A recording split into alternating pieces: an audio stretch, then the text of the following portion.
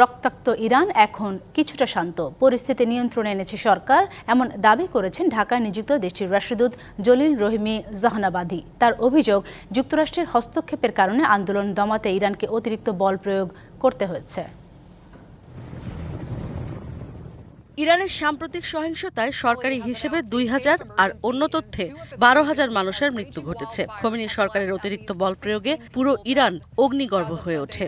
এরপর পরিস্থিতি নিয়ন্ত্রণে নিয়েছে সরকার। ঢাকায় ইরানি দূতাবাসে কয়েকজন গণমাধ্যম কর্মীকে পরিস্থিতি ব্যাখ্যা করেন দেশটির রাষ্ট্রদূত।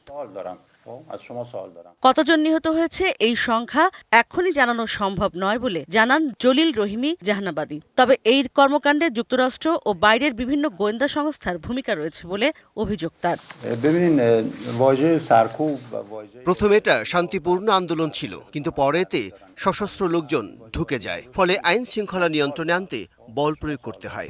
সিলভার টিপ কন্ট্যাক্টে তৈরি নিরাপদ ও নান্দনিক ক্লিক সুইচ নির্ভরতা জীবন জুড়ে। আমেরিকা রেজিম পরিবর্তন করতে না পারলে সহিংসতা ছড়িয়ে দেয়। ইরানেও তাই ঘটেছে। গোয়েন্দা ব্যর্থতা সব দেশেই থাকে, আমাদেরও ছিল। ১০০ পুলিশ মারা গেছে। মোট নিহতের সংখ্যা কত তা জানতে সময় লাগবে।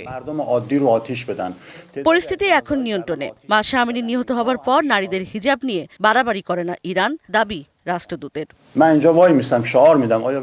১০ তারিখের পর থেকে পরিস্থিতি নিয়ন্ত্রণে। ২-১ দিনের মধ্যে ইন্টারনেট স্বাভাবিক হবে। মাসা আমিনি নিহত হওয়ার পর হিজাব নিয়ে ইরানে নারীদের সাথে বাড়াবাড়ি হয়েছে তা পশ্চিমা মিডিয়াও বলতে পারবে না। বাংলাদেশের নির্বাচন নিয়ে এক প্রশ্নে অভ্যন্তরীণ বিষয়ে মন্তব্য করতে অস্বীকৃতি জানান ইরানের রাষ্ট্রদূত। ইশরাত জাহান উর্মি, ডিবিসি নিউজ, ঢাকা।